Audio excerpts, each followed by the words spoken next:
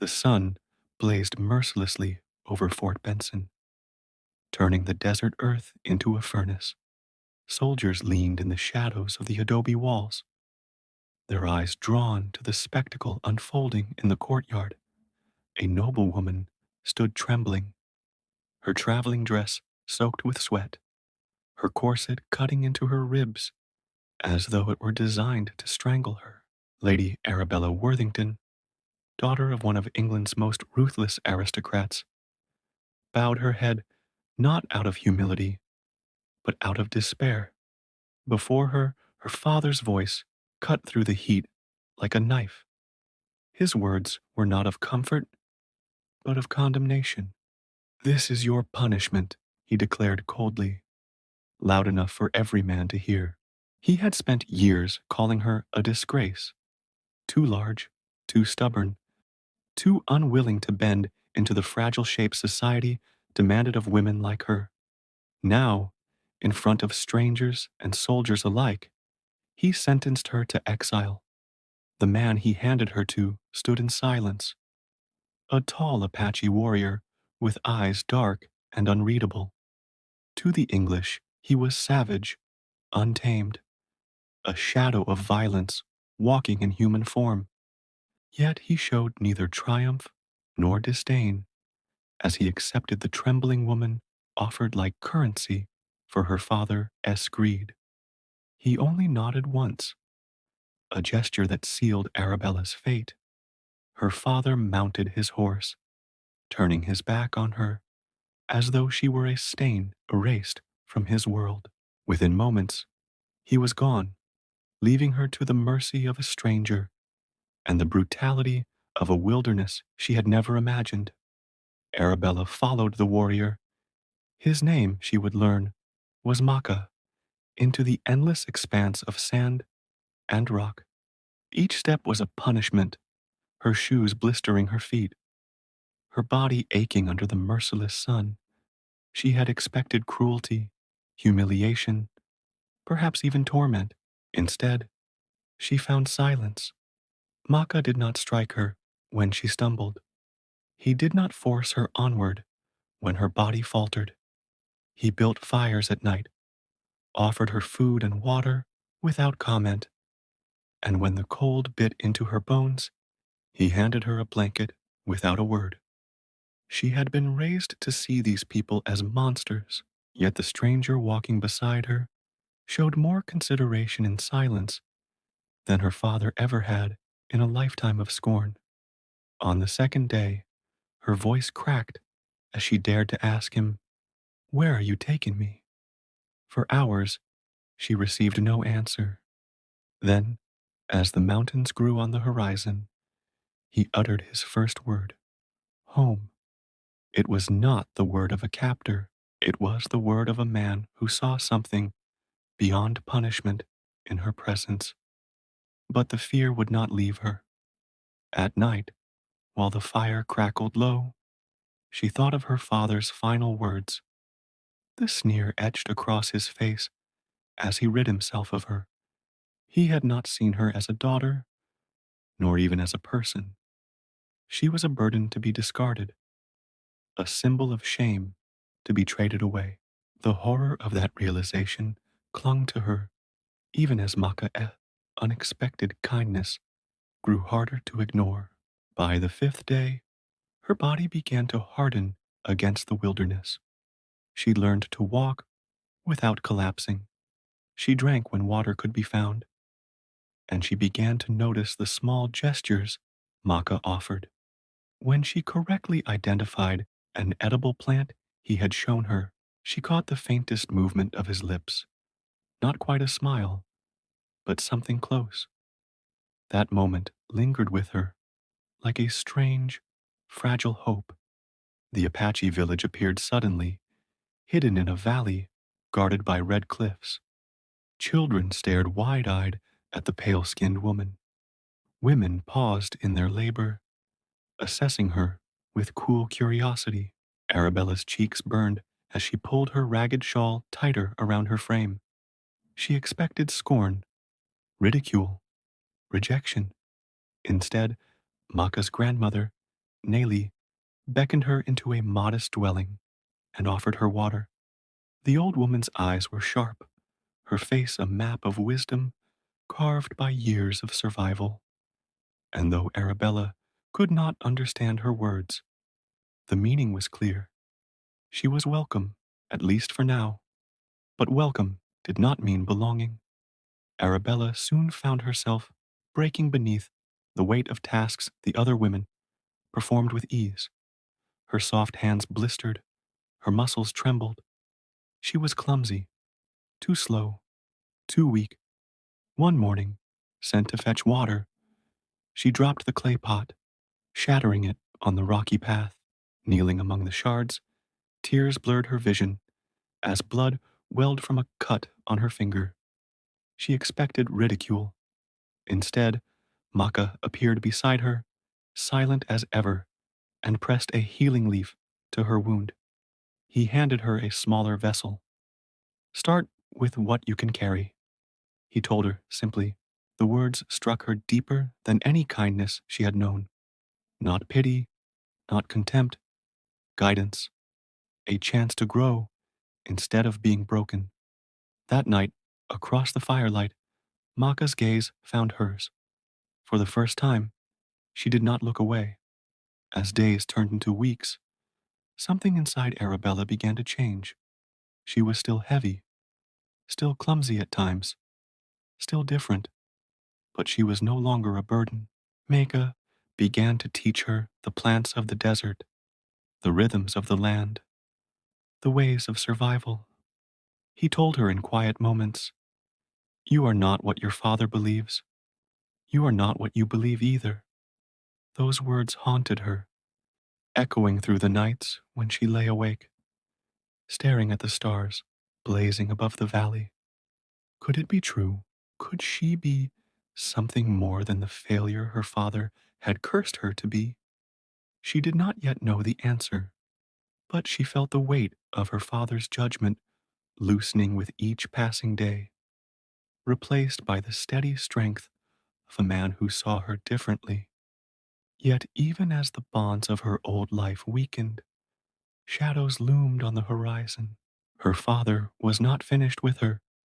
The world beyond the valley was stirring, and soon it would come to reclaim what it believed was lost. And when it did, Arabella would be forced to choose. Autumn fell across the valley, cooling the desert air, and Arabella had become a different woman than the one who had stumbled into the Apache village months earlier. Her hands were rough with calluses, her skin bronzed by the relentless sun, and her body, though still full, moved with strength and certainty. She was no longer the daughter abandoned in disgrace. Among the Apache, she was Nalani, a name that meant the heavens, given to her by Nelly, who said her eyes carried the depth of the sky. She had found not only survival here, but something she had never known before, belonging. It was in this newfound peace that the first whispers of danger arrived. A hunter returned one evening with grim news. White soldiers were moving across the land, and with them rode a man in fine clothes. Arabella's heart stopped when Maka spoke the name she dreaded. Her father was coming, and he was not alone. The council met beneath the firelight. Arabella listened as the elders debated whether to flee or to stand their ground. Maka's voice was steady, unwavering. "We will not fight unless forced. Their quarrel is not with our people, but with me, and with her." His eyes fell upon Arabella, and for the first time she felt the weight of a choice that could no longer be delayed. When he asked her quietly that night, "If your father comes to reclaim you, will you go?" The answer rose within her like fire. "No, my place is here, with your people, with you." The next morning, the soldiers came.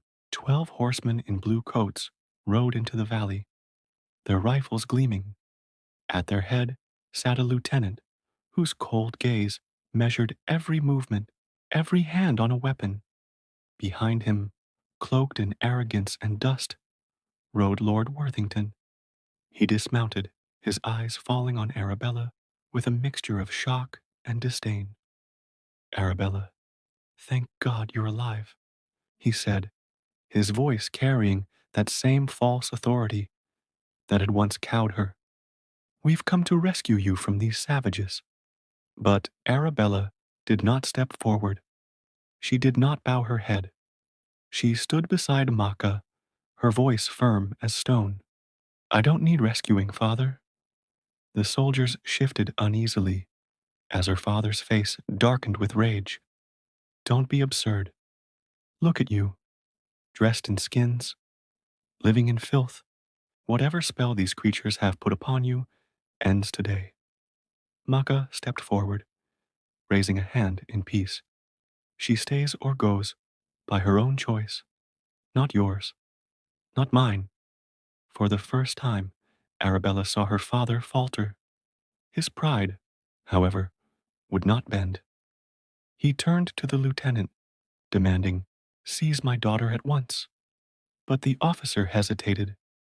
His orders had been to investigate, not to wage war. And here, before him, stood a woman declaring her will freely. Arabella's father's mask cracked, venom spilling into his voice. You are not in your right mind, child. Your condition has made you weak, vulnerable to manipulation. Come home, and all will be forgiven. Her condition, the words cut like a blade, the same blade he had used her entire life. She felt Maka tense beside her, though he understood only pieces of the insult. Arabella's eyes locked with her father's. You mean my size, the flaw you could never forgive. You threw me away because I did not fit the shape you demanded. But here, I am more than that. I am seen. I am valued. I am free. The soldiers wavered. The lieutenant spoke, his voice cautious. If she stays by choice, sir, we have no authority to take her. But pride is a dangerous master. Lord Worthington's hand slipped into his coat, and with a sudden motion, he drew a concealed pistol. If I can't have her back, he snarled, then neither will you. The gun roared, the sound shattering the desert air. An Apache warrior cried out, struck while throwing himself between Maka and the bullet. Chaos erupted. The Apache surged forward, weapons raised. The soldiers scrambled for control, their rifles trembling. Maka's voice cut through the violence like a command from the earth itself. Hold. His warriors froze, their fury barely contained. He turned on the soldiers. This man has broken peace. Take him away. The lieutenant, pale and shaken, nodded. Lord Worthington was seized, dragged to his knees, his pistol wrenched from his grasp. He will face justice, the officer said grimly. Arabella did not look at her father again. For the first time, he no longer had power over her. That night, the village burned bright with firelight and song, celebrating their survival and honoring the wounded.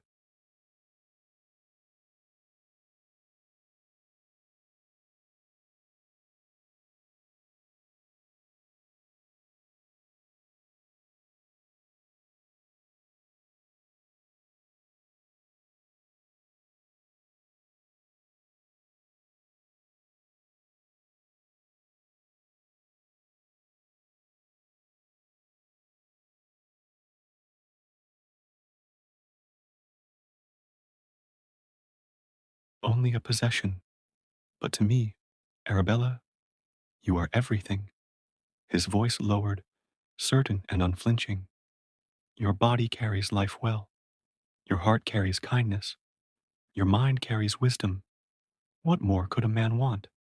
In his words, Arabella felt the final chains of her old life break.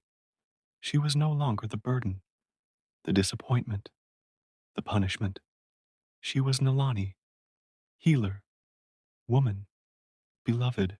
Months turned into a year. The valley bloomed with spring, wildflowers painting the cliffs with color. Arabella moved with purpose, carrying water, tending gardens, healing wounds. Her body had not become the fragile frame her father once demanded, but it had become strong, capable, beautiful in ways no one in her old world could understand. Yet sometimes, in the stillness of night, she would remember Fort Benson, her father's voice, the pistol shot, and the haunting truth of what had been nearly taken from her. Her story was not one of rescue, it was one of reclamation, of a woman cast away in shame who became, in exile, something greater than her bloodline, greater than her father's scorn. She became herself. And perhaps that is the most terrifying punishment of all for men like Lord Worthington, to discover that the daughter they sought to destroy found freedom in the very place they condemned. If you have walked this path with Arabella, if her struggle struck something within you, I invite you to subscribe. These stories of forgotten lives and dark histories are reminders of how easily humanity can twist into cruelty, and how, against all odds, some souls rise from it unbroken. So tell me, what would you have done standing in Arabella's place?